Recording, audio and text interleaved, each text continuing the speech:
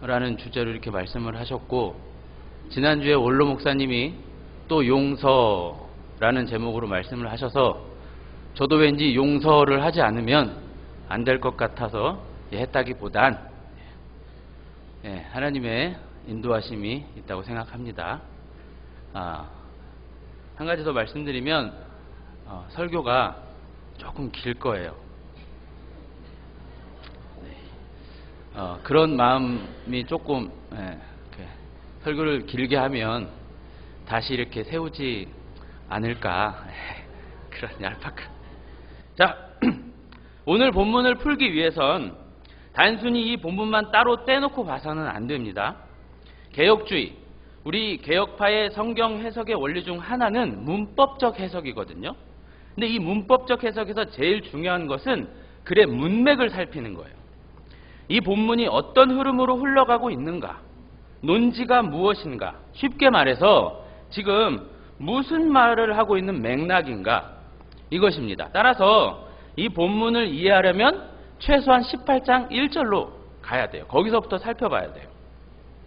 그리고 또한 염두에 두셔야 하는 것은 우리가 방금 읽은 책은 율법서가 아니에요. 복음서입니다. 복음이 담겨 있다는 것이지요. 눈에는 눈, 이에는 이, 이것이 율법이라면 복음은 뭐죠? 은혜를 담고 있어요. 여러분은 법을 지켜 구원을 받으셨습니까? 아니면 은혜로 구원을 받으셨습니까? 네, 너무 뻔한 질문입니다. 그런데 이 뻔한 질문이 항상 우리를 힘들게 하고 어렵게 해요. 자, 18장 1절을 보시면, 한번 보세요. 18장 1절을 보시면 제자들이 예수님께 나와 물어요. 예수님, 천국에서는 누가 큽니까?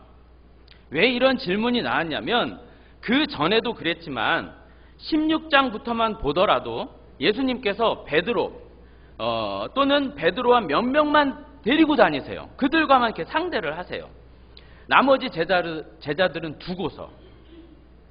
그러니 이 제자들 안에서 뭔가 술렁술렁거릴 수밖에 없었어요. 하여 이참에 서열 정리 좀 확실히 하자는 생각으로 나를 세우고 이제 예수님께 묻는 거예요. 예수님, 천국에서는 누가 커요? 누가 대장이에요? 이렇게요. 그러자 예수님이 선문답도 아니고 뭘 하시냐면 어린아이들과 같이 되지 아니하면 결단코 천국에 못 간다. 이렇게 말씀하세요. 무슨 말씀이시겠어요? 너희들은 지금 천국에 들어갈 걱정을 해야 하는데 뭐? 서열? 하루를 살지 못하는 자들이 100년을 걱정하고 있네? 이러시는 거예요. 예수님의 대답을 조금 더 관찰해 보면 무엇처럼 되어야 하냐 이렇게 말씀하셨냐면 어린 아이처럼 되어야 한다고 했어요. 그런데 그냥 어린 아이가 아니라 너희가 돌이켜라는 말은 회개예요. 회개. 그러니까 돌이켜 회개하여 이 어린아이와 같이 되지 아니하면 천국은 없다. 이렇게 말씀을 하세요. 그럼 어린아이, 바이디온, 이것이 담고 있는 의미가 무엇일까요? 누가 크냐와 반대되는 개념으로서 아이예요. 천국은, 하나님 나라는 자신의 힘으로, 능력으로, 됨됨이로, 재주로 가는 것이 아니라 아이와 같이 하나님을 절대적으로 의존하여 가는 것입니다. 4절에도 잘 언급되어 있듯이 자신의 큼이나 자신의 힘이나 서열 이런 것을 들먹이는 것이 아니라 자신을 낮추는, 여기서 낮춘다는 말은 천하게 여기고 볼품없게 여기며 품격이 없는 그런 낮음이에요.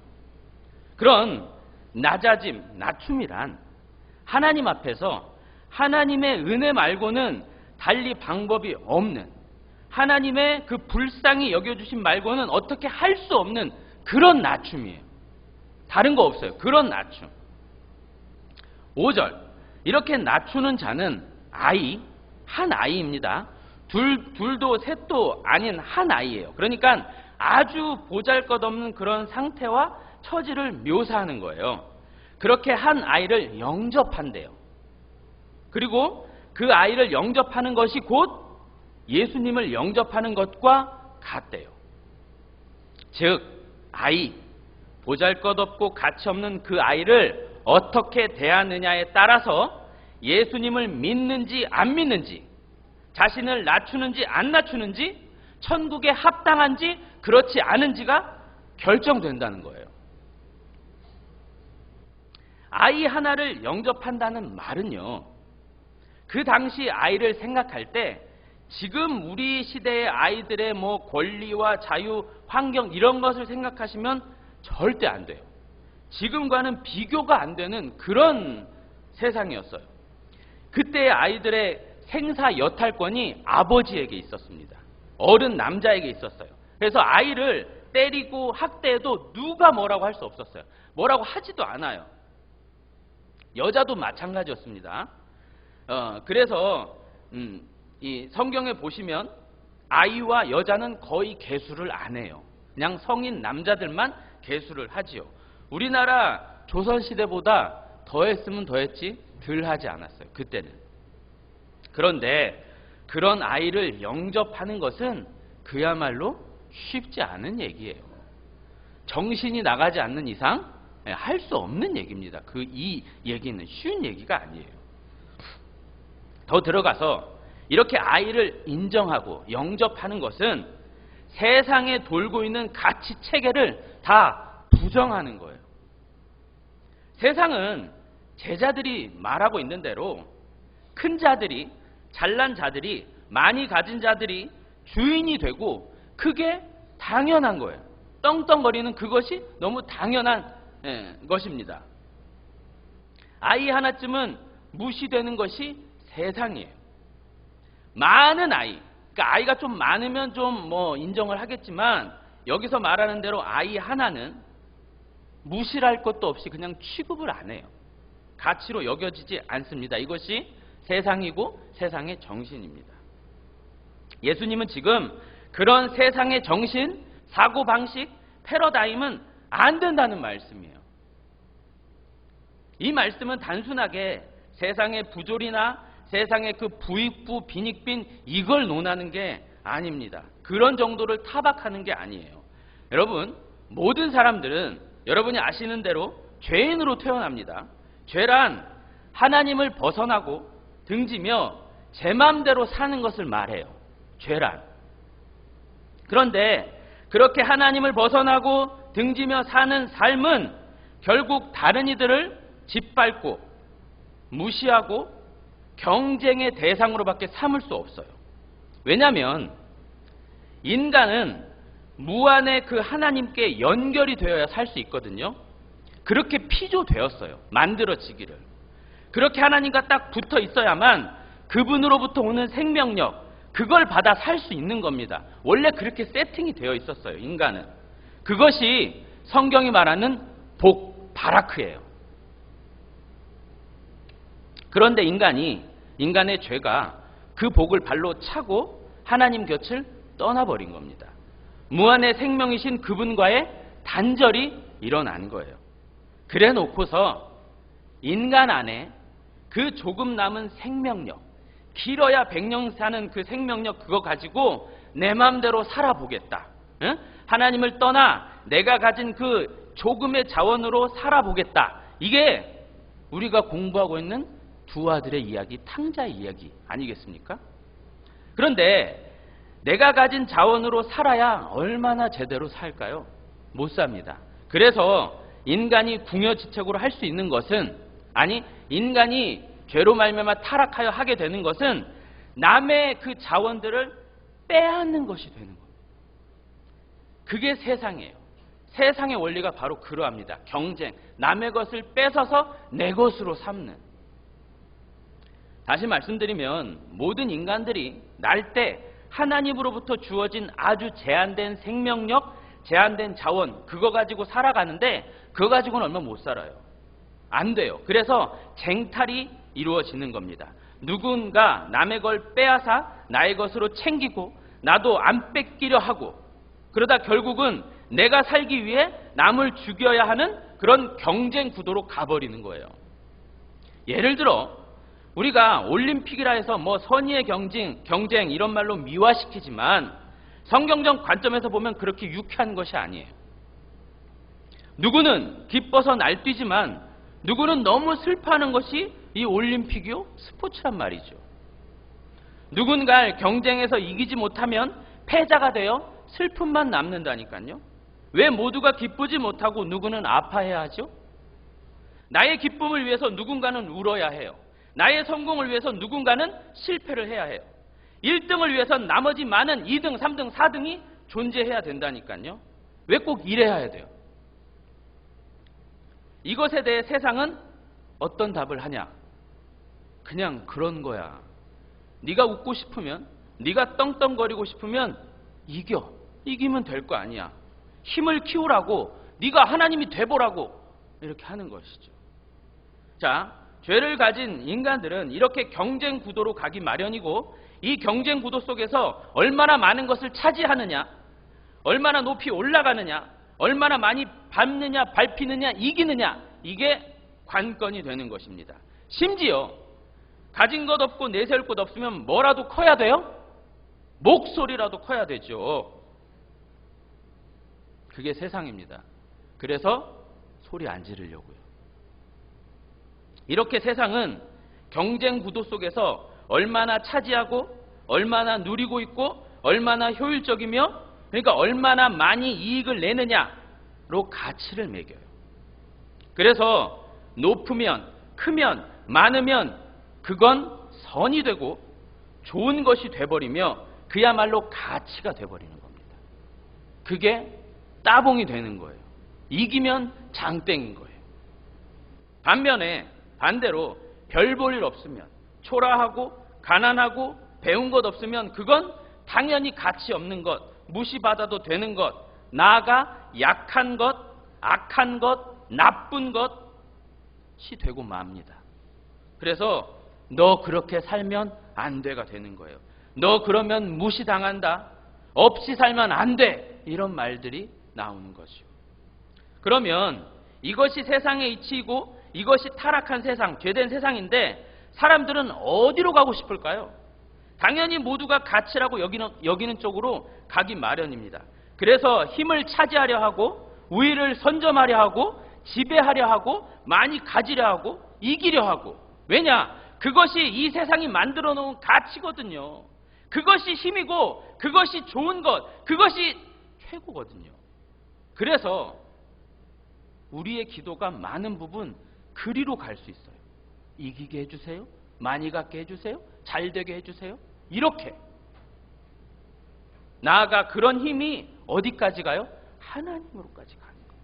만몬 이렇게. 타락한, 그러니까 죄를 가진 인간은 그렇게 하나님을 등지고 남을 짓밟고 올라가 자신이 하나님처럼 되고자 하는 것이죠. 뱀이 뭐라고 그랬어요? 따먹어. 그러면 너희 눈이 밝아져 뭐처럼 될 거라고요? 하나님같이 될 거라고.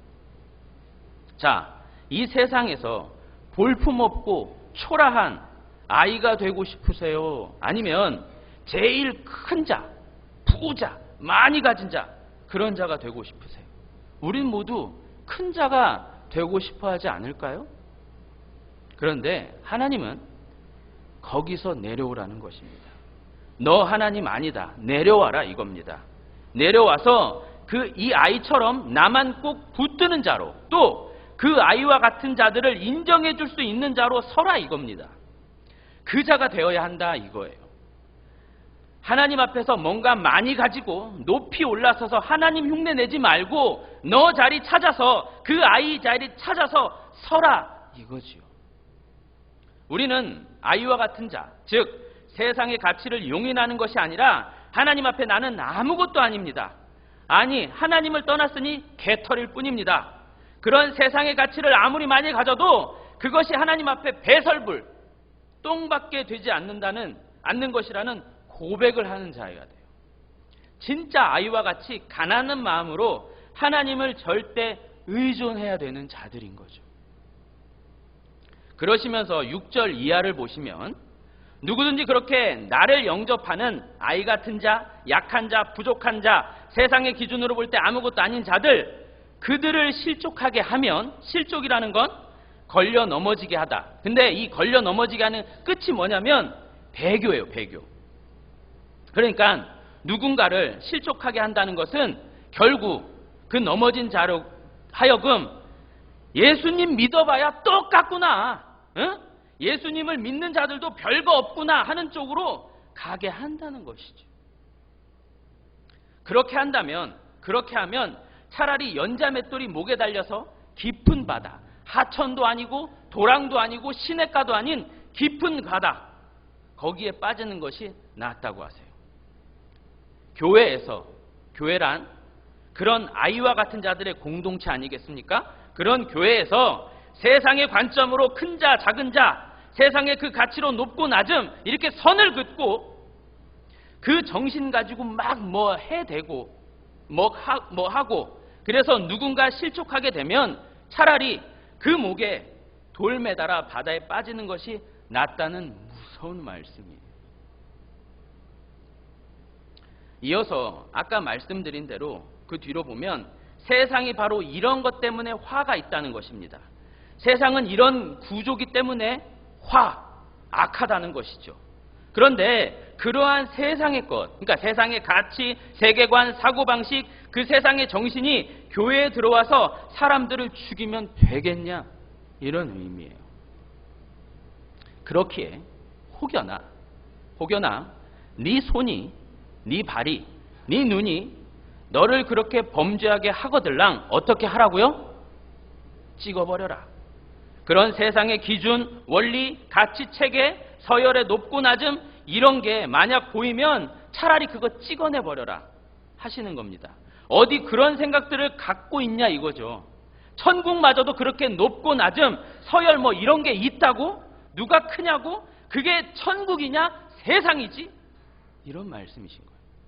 그러시면서 붙여놓은 말씀이 뭐냐면 12절 이하로 잃어버린 양을 찾는 주인의 비유가 딱 붙어 있어요. 무슨 뜻일까요? 애둘러 설명하자면 너희들끼리 높고 낮고 그런 것을 운운해? 너희들은 다 내가 찾아낸 자들이잖아. 너희들은 다 내가 은혜를 베푼 자들이잖아. 너희는 그런 세상이 아니야. 무슨 높고 낮음이 있어. 다 똑같아. 이런 말씀이 붙여져 있는 거예요. 자, 이제 반절 왔는데요. 이제 오늘 본문 말씀을 보겠습니다. 그런데 네 형제가 죄를 범하거든 어떻게 하라고요? 네가 가서 그 사람을 향하여 권고하라 이랬는데 이 권고라는 말이 엘렌코예요. 엘렌코란 책망하다, 깨닫게 하다, 교정하다 이런 의미를 다 담고 있는 말입니다. 형제가 너에게 죄를 범할 때, 너를 실족하게 할 때, 힘들게 할 때 말씀의 빛에서 책망과 깨닫게 함과 교정이 이루어지도록 충분히 엘렌코 하라 이거예요. 권고하라 이거예요. 세상의 기준과 잣대로 네가 잘났네 내가 잘났네가 아니라 제자들의 그 다툼이 아니라 야 우리가 어떤 존재니? 뭐 용서하고 말고가 있어. 다 하나님 앞에 어떤 존재야. 이렇게 가라는 거죠. 힘내. 이렇게. 그래도 안 들을 수 있대요. 그래도 안 들을 수 있대요. 안 듣고 계신 분 좀 계시는데 들으셔야 됩니다. 예. 안 들을 수 있대요. 그럼 두세 증인을 데리고 가래요. 이 두세 증인 아시다시피 모세 시대부터 과거로는 증인이 필요했어요. 지금처럼 뭐 CCTV나 이런저런 증거를 제시할 것이 없을 때니까 그때는 사람의 목격담 증언이 유일할 때예요. 그래서 증인이 아주 중요할 때였습니다. 그런 맥락으로 뭐 두세 사람이라고 이렇게 할 수 있지만 조금의 수가 더 가서 권고, 엘렌코 하라는 것이죠. 좀 더 가서 다독여주고 같이 말씀으로 풀어내고 이렇게요. 그런데 그래도 안 들으면 그럼 교회에 말해라. 그래도 안 들으면 어떻게 해요? 교회의 말도 안 들으면 어떻게 해요? 이방인과 세리처럼 여기래요. 이방인과 세리처럼 여기라는 것이 뭘까요? 출교예요. 출교. 많은 주석서들이 또 교회 법이 이것을 출교로 정해놨어요. 권징의 최고, 출교. 내보내! 이렇게 해요. 그런데 여기서부터가 좀 고민을 해보셔야 되는데, 아까 8절 이하에 보시면 네 손이, 네 발이, 네 눈이 범죄하면 어떻게 하라고요? 찍어내버리라 그랬어요. 여러분, 우리의 손, 발, 눈을 우리의 무엇이라고 하죠? 지체라고 합니다. 지체. 좀 감이 오시죠? 교회 안에서 손이라는 지체, 발이라는 지체, 눈이라는 지체, 이런 여러 지체가 있습니다. 그 지체가 때때로 내가 크다, 내가 높다, 내가 맞다 이렇게 실족해 한다 이 말입니다. 그럴 때 어떻게 하라고요? 본문의 말씀은 다 끊어내라, 찍어내라 그러죠. 성경이 버젓이 그렇게 끊어내라 했어요. 그리고 오늘 죄를 범한 자가 계속 말을 안 들으면 이방인과 세리처럼 어떻게 하라? 내보내라, 출교해라. 자, 우리는 손, 발, 눈이라는 지체가 범죄하거든 잘라내버려야 하고, 또 다른 지체, 형제가 말을 안 들으면 이방인과 세리처럼 여겨서 출교해야 하는 겁니까?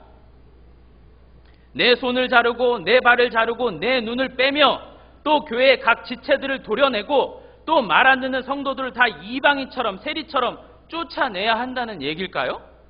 그럼 여기에 안 걸릴 사람이 누가 있을까요? 이걸 율법, 법이라고 하는 겁니다. 오늘 오전 예배에서도 들으셨던 말씀이겠지만 여러분, 유대인들, 바리새인들, 서기관들, 그러니까 유대인들 중에 최고로 난 놈들이 바리새인, 바리새파 사람들이에요. 그리고 이 바리새파 사람들 중에 먹물을 좀 먹은 이들이 서기관 노릇을 했어요. 그렇기 때문에 그 사람이 그분들인 거예요. 유대인들, 바리새인들, 서기관들 다 같은 맥인 거죠. 이들이 예수님께 욕을 엄청 먹었죠. 그런데 그들이 왜 욕을 먹었냐면요, 그들의 한결같은 오해와 문제는 말씀을 법으로만 보았기 때문입니다. 눈에는 눈, 이에는 이, 이렇게만 보았던 것이에요. 그 안에 깊은 의미는 깨닫지 못한 채 열심히 말씀을 지켜냈고, 그래서 그 말씀 지킴을 자신의 가치로 챙겨 가졌던 거예요. 그것이 자신의 의로 쌓였던 거예요. 말씀을 지키고 알아가면서 다른 이들보다 높아지고 그 높은 곳에서 그들을 바라보며 평가하고 정죄하고 도려냈던 것이죠. 나와 너희들은 다르다, 이겁니다. 그런데 예수님은 오셔서 그런 그들을 칭찬은커녕 거들떠 보지 않고 그들이 평가절하하고 인간 취급 안 하고 심지어 죄인 취급했던 누구요? 이방인과 세리에게 가셔서 그들의 손을 잡아주시더란 말이죠. 이방인과 세리는 뭐 하나 내놓을 것이 없어요. 그런 자들이잖아요. 뭐 하나 드러낼 것이 없단 말이에요. 아니, 그들은 주님께 살려주세요, 도와주세요, 이것도 감히 못했어요. 그냥 난 쓰레기입니다, 불쌍히 여겨주세요, 이것밖에는 없었지요. 이들 이방인과 세리에게는 뭐 높고 낮음, 경쟁, 예수님께 잘 보임, 이런 생각보다는 예수님 당신께서 내게 손 내밀지 않으면 나는 내밀 수도 없는 그런 무가치한 형편없는 괴물, 쓰레기입니다, 이것밖에는 없었어요. 수로보니게 여인이 한 유명한 말이 있죠. 뭐요? 개도 주인의 상에서 떨어지는 부스러기를 먹지 않습니까? 무슨 말이에요? 나 개입니다, 개로 여겨주셔도 돼요, 이거예요. 여러분, 우리 모두 이렇게 구원받은 것 아닙니까? 우리가 이방인과 세리인 거예요. 그 누구도 자신의 됨됨이나 떳떳함으로 구원받고 하나님의 자녀가 되는 것이 아니라 이거죠. 그리고 그렇게 구원받은 자는 그 뒤로도 그렇게 특별히 자신의 나음을, 괜찮음을, 떳떳함을 드러낼 수도 없거니와 드러내서도 안 됩니다. 동의하시죠? 이방인과 세리처럼 여기라는 말은 하나님의 은혜를 구하라 이 말입니다. 너희도 그렇게 은혜 받은 자잖아. 그 은혜, 교회 안에서 누가 누구를, 또 누가 누구에게 사실은 없는 거예요.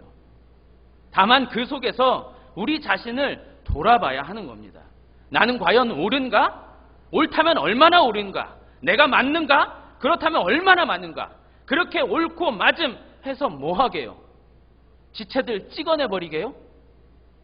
그 지체들 속에 나도 포함된다는 사실 잊으면 안 됩니다.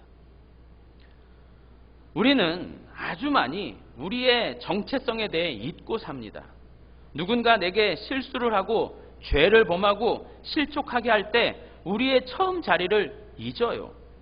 원인을 찾고 분석하며 시시비비는 가릴 줄 알아도 우리가 어떤 자였고 어떻게 이 자리에 있는지를 너무 쉽게 잊어요. 그리고는 나는 괜찮은 자, 나는 더없이 착한 자, 내 판단은 옳은 자, 나는 잘못이 없는 자, 이렇게 나가요. 그래서 내게 실수하고 범죄한 자를 바리새인의 시각에서 이방인과 세리 취급해버리는 것입니다. 예수님의 시각에서 이방인과 세리가 아니라 바리새인의 시각에서 그렇게 보는 거죠. 여러분, 우리가 이방인이었고 우리가 세리였습니다. 그런데 그렇게 구원받은 자들이 왜 다시 바리새인이 되는 걸까요? 왜 우리는 마치 괜찮은 것처럼 좀 나은 사람처럼 그렇게 행세를 하려 할까요? 제가 그래요. 제가 어느덧 그렇게 사람을 대하고 있더라고요. 내 기준에서 평가하고 판단하고 그래서 심판까지 내려버리더란 말이에요. 제 주제를 대단한 존재로 여기면서 그러고 있더란 말이죠. 18절 말씀입니다.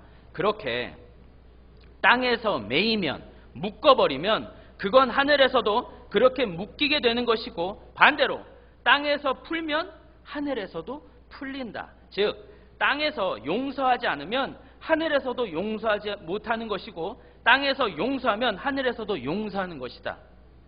이 말씀은 하늘에 속한 자의 모습을 땅에서도 드러내보라는 말이에요. 용서받아 하늘을 사는 사람은 풀으라는 것이죠. 풀어버리라는 것이죠. 하늘은 그렇게 푼 자들, 이미 풀려있는 자들, 용서받은 자들을 의미하는 것 아니겠습니까? 그게 우라노스, 하늘이에요. 우리가 하늘적 존재라고요. 여러분, 그 하늘에서는, 거기서도 누구를 용서 못하고 그런 게 있을까요? 아닙니다. 그렇게 다 용서받은 자로 땅에서도 그 삶을, 용서하는 자의 삶을 용서받은 자답게 살아내라는 말입니다. 물론 절대로 쉽지 않은 말이에요. 정말 쉽지 않은 말이에요. 그래서 두세 사람이 땅에서 합심하여 무엇이든지 기도하면, 또 두세 사람이 내 이름으로 모인 곳에 나도 그들 중에 있느니라. 여러분, 꼭 두세 사람이 있는 곳에만 우리 주님이 계십니까? 아니에요. 나 혼자 있어도 우리 주님은 날 떠나지 않으세요. 계신단 말이에요. 더불어 이 말씀 속에서 무엇이든지는 일반적인 그 무엇이든지 모든 것이 아니에요. 문맥을 봐야 돼요. 오늘 문맥에 그 죄를 지은 형제의 그 무슨 허물, 범죄, 그거를 말하는 거예요. 그의 그 모든 죄. 그러니까 두세 사람, 아까 그 두세 사람은 그 죄를 범한 형제를 엘렌코, 책망하고 깨닫게 하고 교정하는 사람들이었잖아요. 그러나 그것과 함께 해야 하는 것이 기도로서 하나님께 은혜를 구하는 것입니다. 진실로 말이죠. 우리 모두가 그렇게 이방인과 세리처럼 구원받은 자로서 그 은혜가 무엇인지 알게 하시고 그 은혜로 우리가 다시 살게 하옵소서, 우리의 삐뚤어진 마음을 바로잡아 주소서, 이렇게 같이 부둥켜 안고 기도하라는 얘기예요. 그러나 계속 반복되는 말씀이지만 이러한 일들은 쉽지 않습니다. 내 결심 이런 걸로 되지 않아요. 어려운 얘기예요. 누군가를 용서한다는 건 정말 쉽지 않은 겁니다. 그래서 이 뒤로 10,000달란트 빚진 자의 비유가 딱 붙어 있는 것이에요. 연결이 되세요? 10,000달란트와 100데나리온은 비교가 될 수 없는 그런 돈이에요. 사실 누군가 그렇게 10,000달란트 빚지라고 해도 못 집니다. 당시에 이스라엘이 로마에게 바친 조공이 800달란트였어요. 800. 그러니까 한 나라가 바쳐야 하는 돈, 빚이 800달란트였는데 한 개인이 10,000달란트 빚진다니요. 그건 말도 안 되는 얘기예요. 그건 그 10,000달란트는 하나님 앞에 우리가 갚아야 할 빚, 죄의 빚을 상징하고 있는 겁니다. 절대 못 갚는 그 빚, 그 엄청난 빚인 거죠. 바로 그것을 이자가 탕감 받아버렸어요. 그런데 그 탕감 받은 자가 나가서 어떻게 하죠? 100데나리온, 약 1,000만 원 정도입니다. 100데나리온 빚진 자에게 찾아가서 내 돈 내놔 이놈아 그러는 거예요. 하지만 그 100데나리온 빚진 자는 갚을 돈이 없어서 조금만 참아줘, 조금만 참아줘. 안 준다는 것도 아니고 준다 했어요. 기다려달라 했지요. 하지만 탕감받은 자는 10,000달란트를 탕감받은 자는 기다리지 않고 어떻게 해요? 감옥에 쳐넣어버립니다. 그 뒤는 뭐 아시겠고요. 왜 그랬을까요, 여러분? 왜 그랬죠? 왜 그는 그렇게 했을까요? 10,000달란트 탕감받은 자는 자신이 탕감받은 그 10,000달란트가 얼마나 큰 것인지 몰랐어요. 그 액수가 얼마나 큰 건지 몰랐던 겁니다. 얼마나 큰 은혜를 받은 것인지 몰라서 그랬던 거예요. 그 10,000달란트 액수는 만질 수도 눈으로 볼 수도 없는 거거든요. 개수도 안 되고.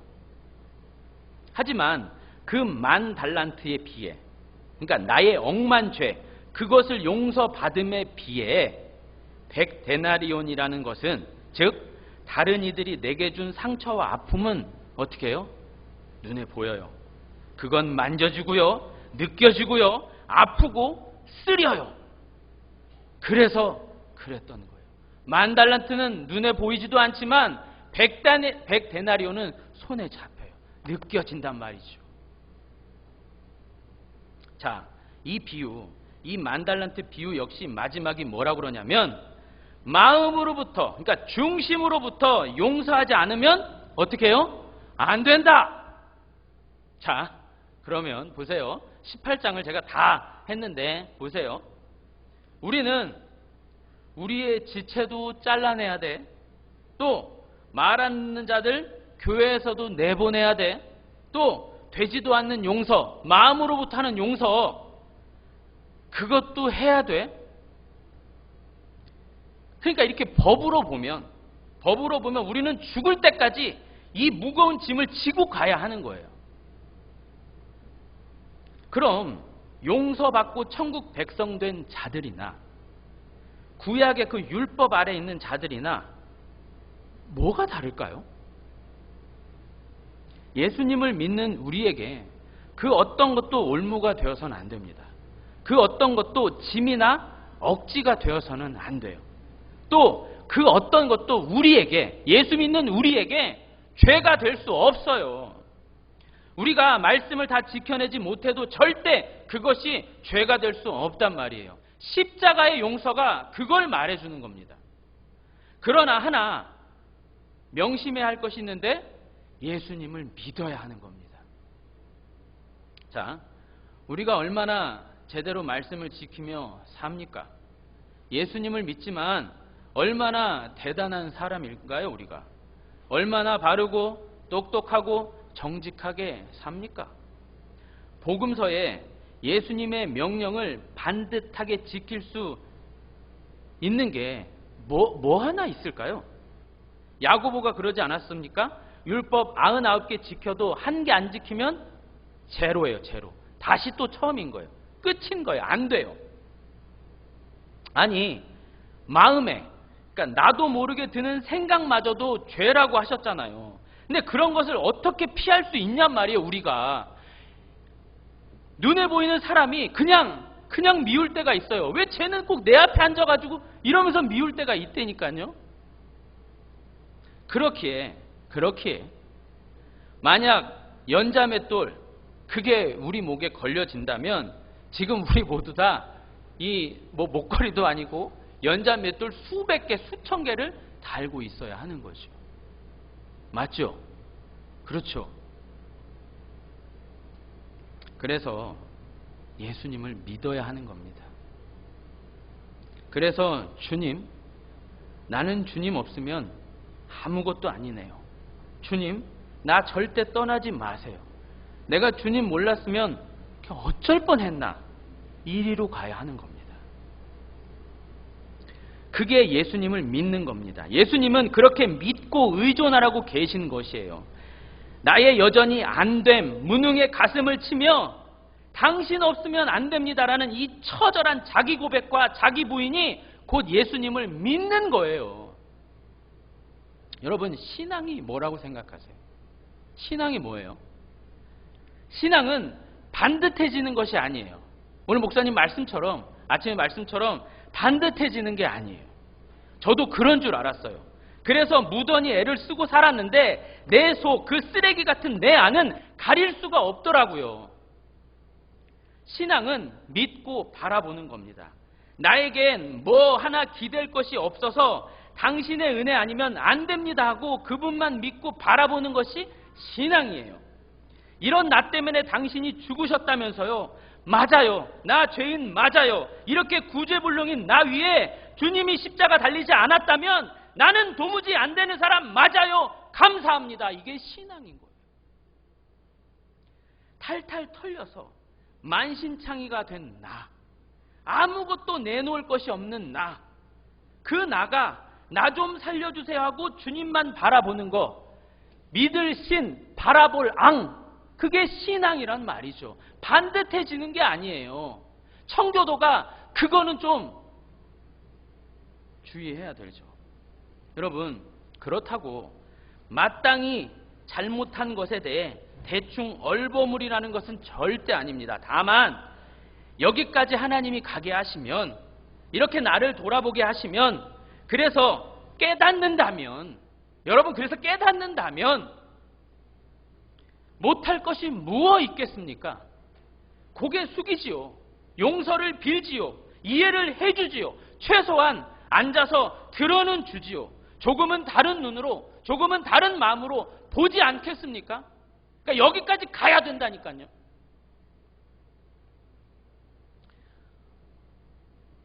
네, 자 이제 찬양할 텐데요. 찬양 준비 좀 해주시고요. 오늘 본문 말씀을 통해 어떤 생각이 드셨어요? 우리가 용서를 해주기 전에, 무작정 용서 운운하기 이전에, 또 용서를 빌기 이전에 주님 앞에 나는 용서를 아는가? 내가 용서 받았는가? 나 용서받은 사람 맞는가? 여기서부터 시작해야 하지 않을까 싶은 겁니다. 네, 해주세요. 네. 그리고 나서 마땅히 용서를 구해야 할 자에게, 또 용서해줄 자에게 용서를 해야 하지 않을까요?